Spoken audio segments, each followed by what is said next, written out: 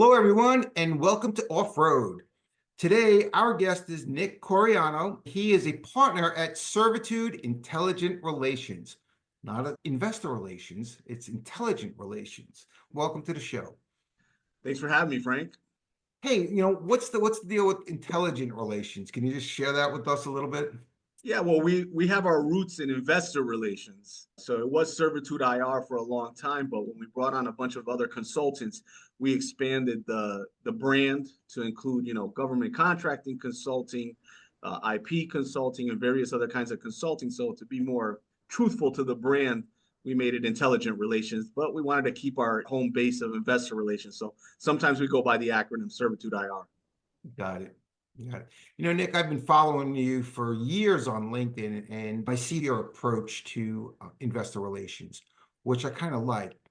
What do you think some of the biggest shifts are in financial marketing over the past year or so?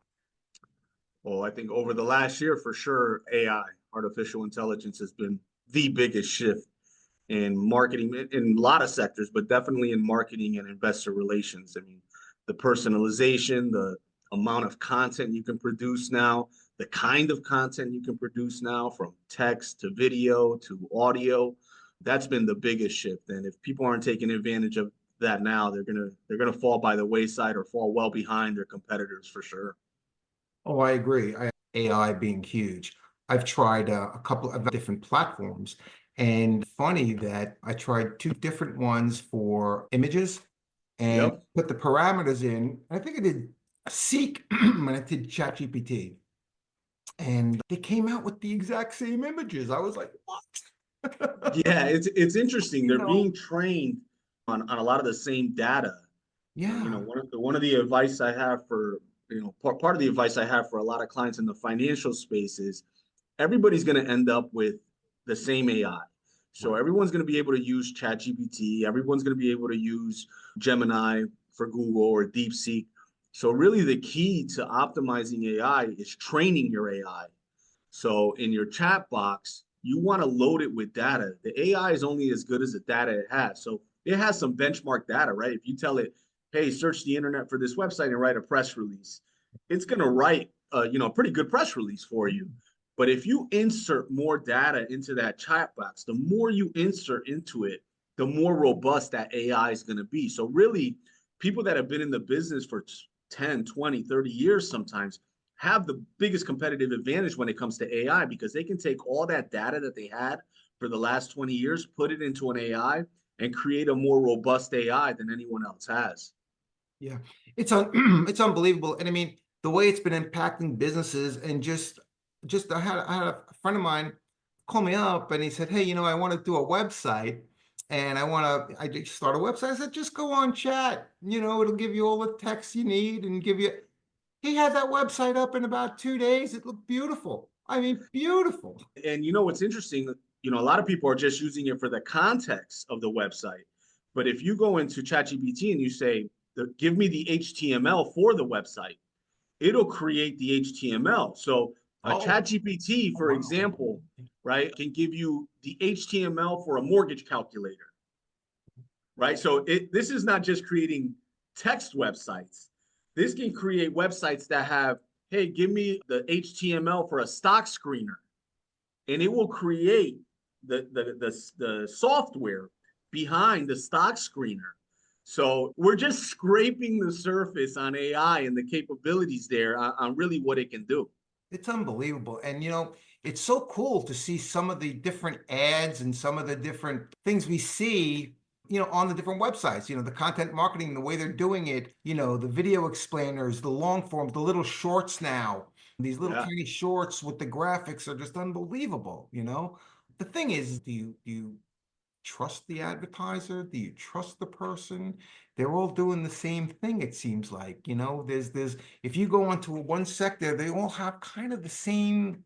It doesn't seem like there's too much original. That's what I'm saying. That's a Like, yeah, that's a great point. I think we're getting to the phase now that AI has been around for more than a year now. And you can almost tell, like, you go on LinkedIn and you can tell sometimes, okay, this AI wrote this post, right? right. And I think there's going to be two differentiators there in AI. the people that really load up their AI with their personal data. So the people that really create those chat boxes that are unique to their business. So that means they inserted a ton of data that wasn't necessarily out on the internet, right? They took the time to really educate their AI to do that. That's going to be one. And then the second one is what me and you are doing today, which is personalized brands, Yeah. right? The more that we get into software, the more we get into the digital landscape, the more it's going to matter that people see Frank and that people see Nick and that off-road, the corporate roadshow brand that you're building is associated with Frank, as opposed to just some moniker, because we're not going to be able to tell the difference between, a robot, right, and AI generated, or something 100%. that somebody really has experience in, right? Like, how do we tell the difference between someone that has, decades and decades of market experience like yourself versus the kid out of an MBA school who just used AI to develop the website, right? Or the video. I think that people that really take the time to put their personal experiences and all that data into AI is going to be the difference maker in the future. Yeah, I agree. I couldn't agree with you more. Absolutely. And the whole thing that I've seen now, I've gotten a couple of people, I've gotten a couple of phone calls, and people have been asking me, I have this product, I have this, and mostly products, and I was approached by an influencer. And I said, what do you mean an influencer? And an influencer, like an influencer, is somebody that's on social media that has lots and lots of followers. Right. And I said, so what does the influencer do for you? Well, the influencer gives me one post. I said, one post for how much? And it was something like $150,000. Yeah. And I was like, oh my gosh, wait a second here. Somebody's charging $150,000 for a post? There's something to that. Have you seen that at all? Yeah. So, so, Doing so yeah, I mean, that's not new, right? The idea of paying a celebrity to do something. Now we're on obviously, the obviously internet. that's not new, but Right. it's kind of when I see somebody that I never heard of before. Well, I think there's a couple things there. So yeah, I've seen it. I encourage clients to do it and companies to do it. Over 15 years ago, when I started, I was telling people that instead of traditional IR guys, you may want to get an influencer, especially in with products, right? Because there may be a product influencer that has a YouTube channel that all he does is review toys, and he's got 1 million followers, and that YouTube video can be a difference maker for your company. So influencers, I think, when utilized right, can be great partners.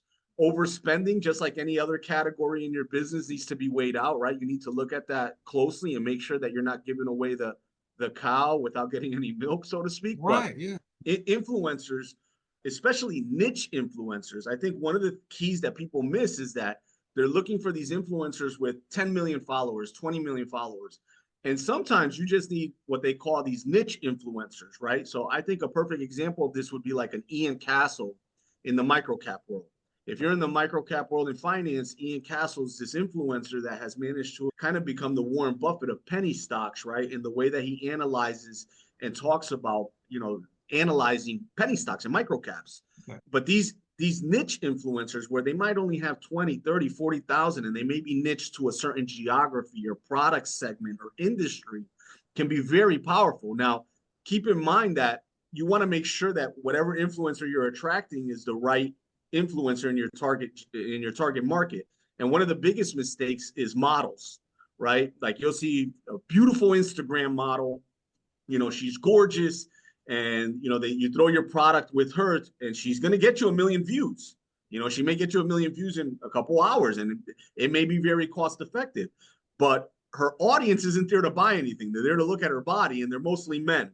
And if you're trying to market something to women, that's a total loss for you, Wow. right? And Yeah. that's just one example of influencers. Athletes, same thing, right? You may have an athlete that has a huge following, but are they there to buy something, right? So in those scenarios, I always tell my clients, try to look for influencers. I love product review influencers, right? Because if they're reviewing products, the people watching those videos more than likely are They're trying to real. shop. Right, they're Yeah, real. and they're trying to shop for those products. The real thing is a whole nother thing, right? There's software out there that can tell you if followers are real or not on Instagram, on Facebook, on Twitter, and I definitely recommend looking for that, because if you don't know, a lot of these followers are fake. There's bots, there's fake followers. You got to look for engagement, you got to look for actual views. But I think the influencer marketing trend is here to stay. And I think that, companies, if they're very strategic, like I have a 3D printing client that would benefit greatly if they got an influencer like, there's 3D printing Joe on YouTube. The guy's got 1.5 million followers. Everybody following him is interested in metal three or in Right. 3D printing.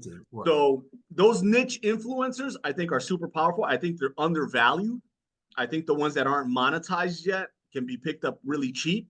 But I always recommend create partnerships. Don't just pay for the post, because the post comes and goes. And today we live in a scroll society where if you're not constantly in front of them, if you're not constantly telling them the same thing 12 different ways, they're not going to remember you. They're going to forget you. Just like our email box, just like our LinkedIn post, just like our Twitter pages. You scroll past a person, it may have been great at the second, but if you're not there tomorrow, it really is not effective. Yeah. No, 100%. Now, so in terms of financial media, for companies that are looking to get awareness, what social media platforms do you think are the most effective for financial firms, and why? Well, I think, there's something to be said for gentlemen like you who have been in the business 30 years, right? Not to stroke any egos on the podcast, but there's certain niche influence, right? Not to go back to the niche influence thing, but there's a certain niche influence where people are already following them. So I like to start there. There's a lot of value there. But then my top two, LinkedIn for institutional reach and Twitter for retail reach. Twitter with the cash tag, which is the $ in front of the stock symbol, is a hub. Like, you go on Twitter from 9 to 5 and all the day traders are there. They're all talking on Twitter about whatever stock positions they're trading. So for retail, Twitter, and then for institutional, LinkedIn. LinkedIn, your investment bankers are there, your stockbrokers are there, your stock transfer agents are there, all your IR representatives are there, and most of your hedge fund managers, VCs, family offices, they're all there. So I love those platforms and the different ways you can use them, right? So like on Twitter, using the cash tag to be able to search a company. On LinkedIn, whether you're writing articles, whether you're sharing to groups, whether you're tagging other influencers or other people in your network, whether you're sending DMs. I think all of that kind of revolves around the key term, which is engagement. Most people I see use social media the wrong way. And what they do is they use social media as a megaphone instead of a telephone. Social media is supposed to be a conversation back and forth. It's supposed to be social. So you should be commenting on people's things. You should be DMing people conversations. And most people they're spitting it out instead of a back and forth, back and forth, back and forth. That is a great, great point. And I'm going to tell you that is one of the biggest things with especially LinkedIn. You want to try to get engagement. A lot of times, especially as soon as I connect with somebody, I get an email. And I'm like, wait a second, I don't even know you. I mean, you're only the 20th person today that did this.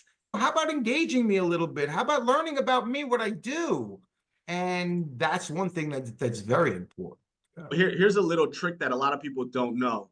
So I have your number saved in my phone, right? Okay. We've talked before on phone, and now we're on this Zoom, right? Mhm. Engagement goes there. The algorithm is not showing you everything on LinkedIn, on Twitter, on Facebook. It's not showing you everything. It's only showing you what they have room for, and then the rest it's hiding. That's why your post, you have 10,000 connections, but your post only gets 1,000 views. It's only showing it to the people that want to see it. And one of the ways they measure that is, did you engage with them? So did you send them a DM? Are you commenting back and forth on their post? Now here's a secret one. Did you call them? Most people have LinkedIn on their phone, have Twitter on their phone. So if I call Frank on my phone, LinkedIn knows, oh, okay, this guy is really connected with Frank. So Frank is going to be more likely to engage with Nick when he sees his post. So a lot of people think, and again, it goes back to engagement, right? Engagement isn't just let's comment, but no, is there a genuine interest in learning about Frank and his business? Did you reach out to him? Is he someone that you can connect with and pass deals to? Those little things like that, right? Like calling them, texting them. that now the algorithm is spruced up, and it will show your post to more people, or at least the person that you've engaged with more. Oh, yeah, that makes a lot of sense. Absolutely. Today we're seeing a lot. I mean, I go on different social media sites. I see different videos and whatnot. But the coolest thing is that a lot of people have been going on TikTok and watching these short videos, and these shorts really seem to be have taken off. I mean, LinkedIn now has LinkedIn Reels just for short videos, a minute and a half. How important is video in financial marketing today, especially with platforms like LinkedIn and LinkedIn Reels or TikTok? Yeah, I'll take that in two parts: the Sure. video part and then the short part. Sure. The largest search engine in the world is, drumroll, YouTube. YouTube is the largest search engine in the world. It's not Google, right? So this means that most people are taking in information through video. So let's start there, right? That the most information, we don't want to read it. We'd rather hear Frank tell me what it means, Right. right? I'd rather hear Frank for 30 seconds. It's easier to explain it in 30 seconds in a video than it is to read it in a post. So video's super important. Let's start there. Now the shorts, there was a study done, I forget the university that did the study, but basically saying that the next generation has a shorter attention span. And it's mainly because of social media and the way we consume. We consume everything on a smaller device, right? The phone is Right. Yeah. smaller, right? The email that we get are shorter. If you put 3 paragraphs in an email, they're not reading it. You wanted 2 or 3 sentences because they're going to have to scroll up and down on this phone. So video shorts are super important. TikTok, YouTube, LinkedIn, Facebook, Instagram, wherever they allow those things, they're super important because that's how people are consuming content. They're consuming it in very short bites. They're not going to sit there and listen to you for an hour when they can pretty much get the same information in 6 reels at 30 seconds a pop. And if you think they want to sit there for an hour, one of the biggest uses of AI has been to take your big document or your big video, put it in AI and say, give me the summary, right? So I always tell people it's super important. Video is super important. And it comes back to that thing that we were talking about before, which is trust. If they see your face, they're going to trust your brand more. Anybody can put up content on LinkedIn, but not everybody can show you, hey, I'm here. I've been here. I'm a real person. You can call me, right? You can touch me. You can feel me. You can meet with me. So I think it's going to be super important to not just communication, but trust. Yeah. Right. What trends or innovations do you think will dominate the financial marketing arena over the next few years? AI for sure, Yeah. but what part of AI?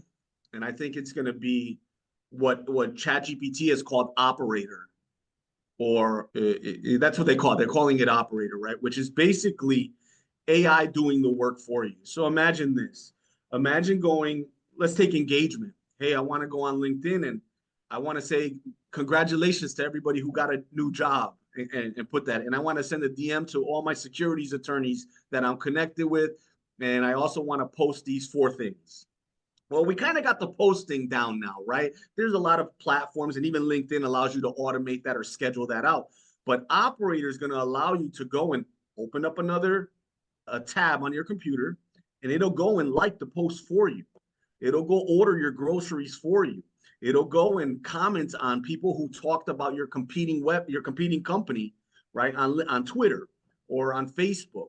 So I think that that's going to be a huge trend. I think that influencer marketing will continue to be a huge trend. People that build a Yeah. brand behind their name and that are authentic, that's going to be a huge trend. And people that buck the templates and the kind of AI that we're seeing where it's very generic, people that buck that and kind of cut through to authenticity, I think that's going to be a big win, right? So where you see people kind of have the same LinkedIn post, or we kind of joked before that we have this connector word, right? Sometimes I do it and sometimes I edit it out. I think that some of those things will become even more pertinent to the consumer because they're going to realize, oh, this guy's real. Oh, this person's real. And while it's not such a big deal today, in the next year or two, when the AI video's out and you're not sure if, hey, is this Nick really spending the time to make this video? Right? That's going to be an issue. Got it. Well, Nick, I want to thank you so much for coming on today. And ladies and gentlemen, this is Nicholas Coriano, and he's a partner at Cervitude Intelligent Relations. How could somebody reach you if they wanted to get in touch with you? Yeah, just reach out to our website, servitude.com. That's Cervitude, or just connect with me on LinkedIn and we'll schedule a call. We'll get on the phone. Sounds great. Thanks again, and we'll see you next time, everyone. Appreciate it, Frank.